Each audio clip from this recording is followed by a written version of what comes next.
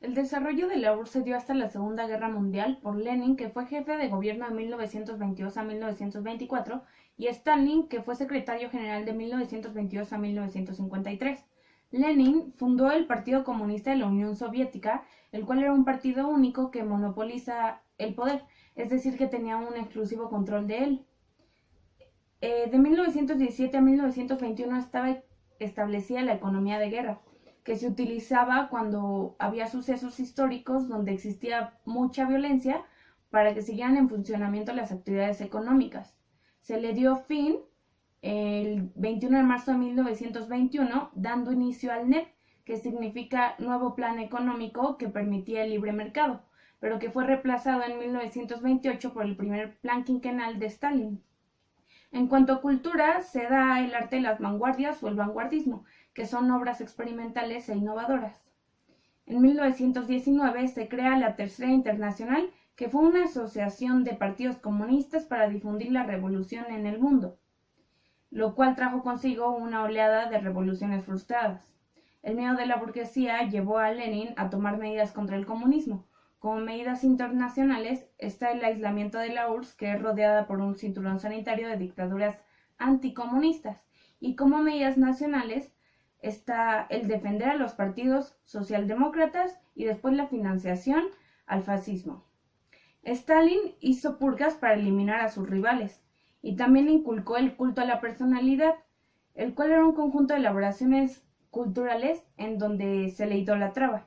Surgió un debate historiográfico en donde se peleaba apoyar a los países atrasados, la continuación del zarismo, que el zarismo era como un régimen absoluto en donde los zares eran los gobernantes, o sea que tenían un poder absoluto.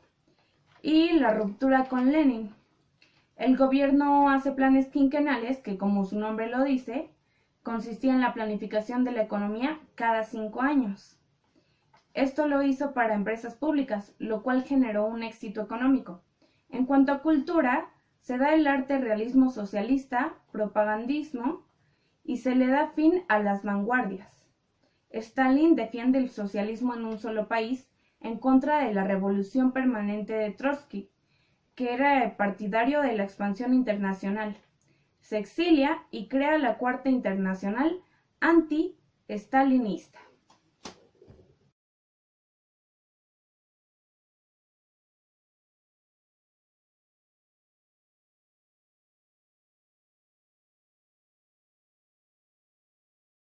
Las potencias del eje eran un bando conformado por Italia, Alemania y Japón durante la Segunda Guerra Mundial y que luchaban contra otro bando llamado los Aliados, que era conformado por Gran Bretaña, Francia, Estados Unidos y la URSS.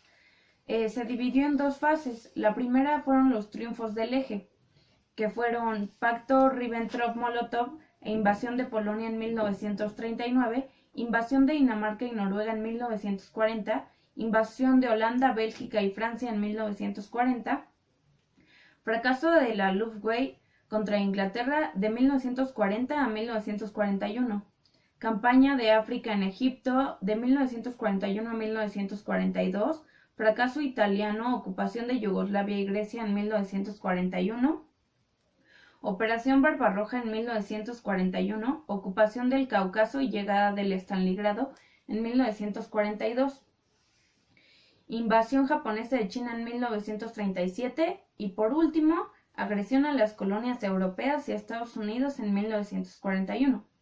Por otra parte, está la fase que nos dice las victorias de los aliados, que son la derrota del Stalingrado y retrocesos alemanes en 1943, desembarco aliado en África e Italia en 1943, desembarco de Normandía en 1944, los rusos llegan a Polonia en 1944, el 2 de mayo de 1945 cae Berlín, reconquista norteamericana de territorios estratégicos ocupados y, por último, la bomba atómica pone fin a la guerra.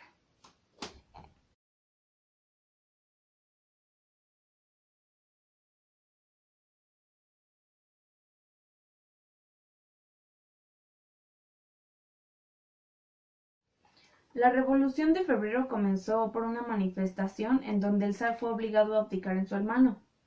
Se formaron dos poderes entre los cuales existía una rivalidad.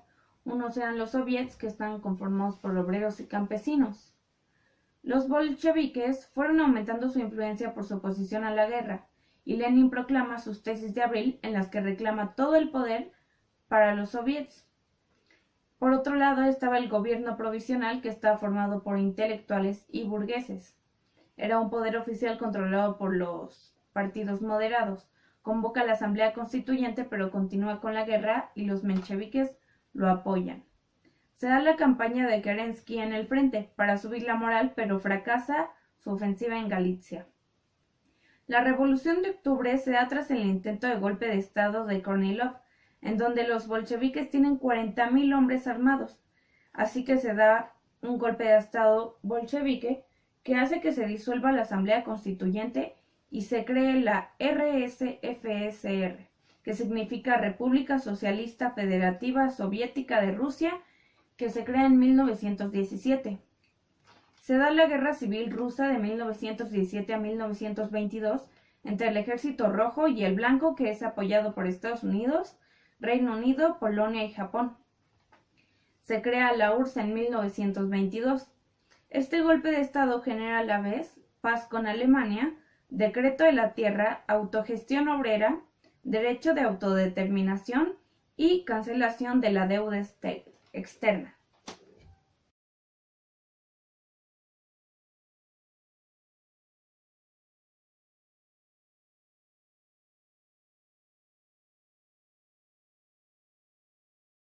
El fascismo italiano trae consigo la crisis italiana de posguerra, que genera desencanto por los tratados de paz, problemas económicos, crecimiento de las fuerzas políticas revolucionarias y debilidad del régimen democrático. Y también favorece la aparición de los fascios, que son grupos armados y uniformados con camisas negras. Y favorece al Partido Nacional Fascista, PNF. Benito Mussolini, como líder del PNF, hace una marcha sobre Roma y toma el poder en 1922. Y así es como se da la organización del Estado fascista, que trae consigo la dictadura del PNF. Cierre del Parlamento, se mantiene la monarquía y se crea el Gran Consejo Fascista en 1928. Estado corporativo, sindicatos fascistas, policía OBRA, que significa Organización para la Vigilancia y Represión del Antifascismo, y Juventudes ONB, que significa Ópera Nacional Valilla. Primero liberalismo económico sin éxito, luego intervencionismo a través del IRRI, batalla de Trigo, batalla de la Bonificación, batalla de la Lira, cierre el contencioso con la Iglesia en 1929, vocación expansionista, invasión de Avinista en 1935.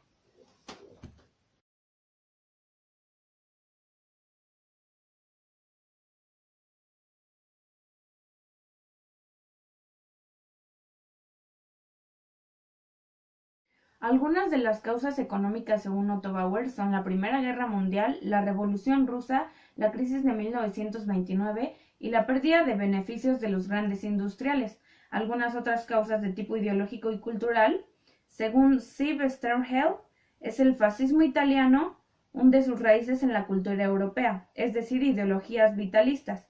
Y según George Smoot, es el nazismo alemán, hunde sus raíces en la cultura europea, es decir, ideologías germanistas.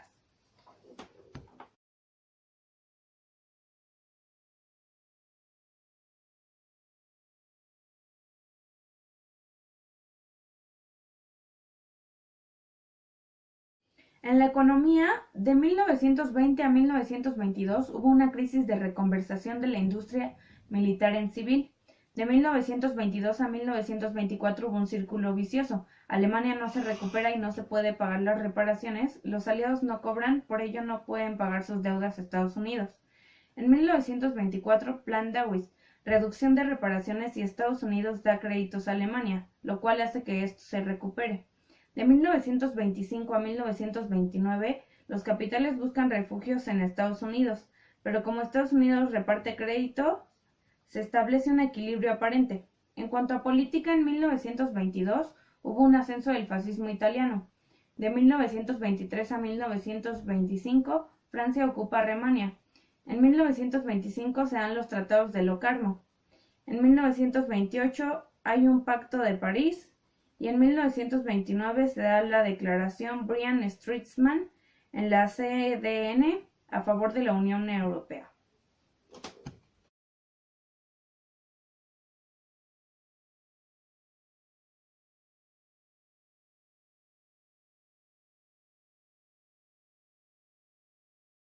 En 1931 Japón ocupa Manchuria, en 1932 Japón crea el estado de Manchukuo en Manchuria y abandona la SDN por condenar su acción. En 1933 los nazis llegan al poder en Alemania y el Frente Popular en Francia en 1932.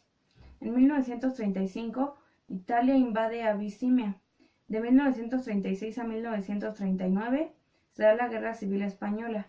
En 1936 se da la remilitarización de Alemania. En 1937 Japón invade China. En 1938 Anschluss, anexión de Austria. En 1938 se da el Tratado de Múnich y en 1939 Tratado de no agresión Ribbentrop-Molotov.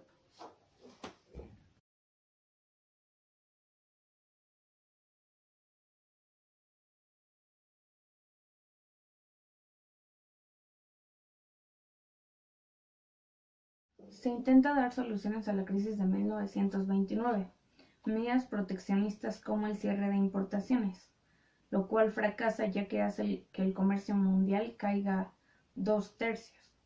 Devaluación de la moneda. Devaluación de la lira inglesa hace a los productos ingleses más competitivos que los franceses, así que fracasa y provoca una recuperación demasiado lenta.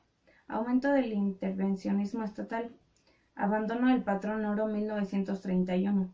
Permite mayores ingresos al Estado, pero aumenta la inflación. En la Conferencia de Londres de 1933 se recomiendan políticas intervencionistas del Estado.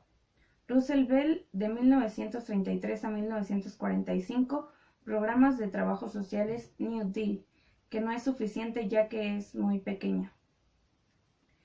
Keynes propone la teoría general sobre el empleo, el interés y el dinero en 1933, donde habla de que hay que aumentar la intervención estatal para crear empleos que aumenten la demanda y corregir este error del libre mercado. La solución definitiva consiste en el rearme, primero Alemania y luego los demás, lo que genera el aumento de la inversión pública, acaba con el paro y reactiva la economía. Después de la guerra, esta inversión pública continuará con las políticas socialdemócratas.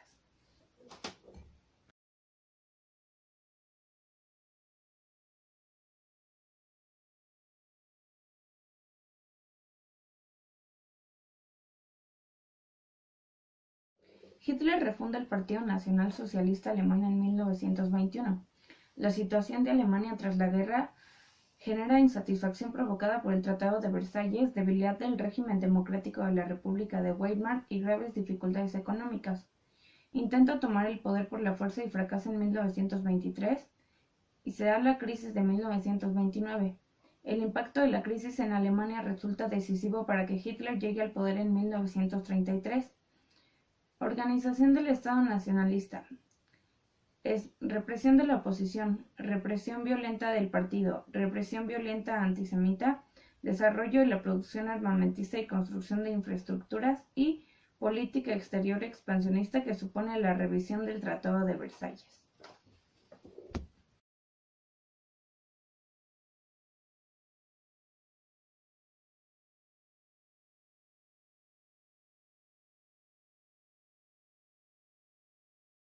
Como primer grupo político tenemos al Constitucional Democrático, que tenía una ideología liberal.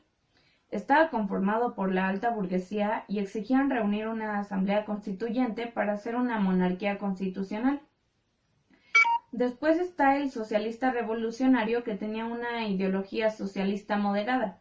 Estaba conformada por la pequeña burguesía, intelectuales y campesinos.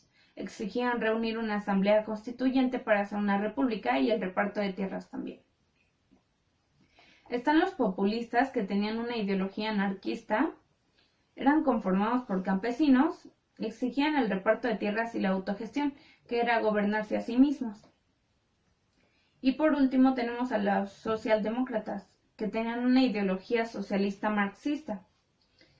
Eran conformados por intelectuales obreros.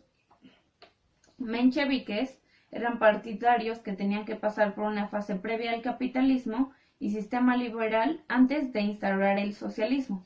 Un ejemplar de ellos fue Martov. Y los bolcheviques, que eran partidarios que instauraban inmediatamente el socialismo aliándose con el campesinado. Un claro ejemplar de ellos fue Lenin. Las diferencias entre Marx y Lenin. Marx decía que la revolución la hará el proletariado y llegaría pronto y de forma natural. Lenin decía que la revolución la hará el proletariado y el campesinado. El partido es la vanguardia que dirige la revolución y se está retardando porque el capitalismo ha entrado en una nueva fase.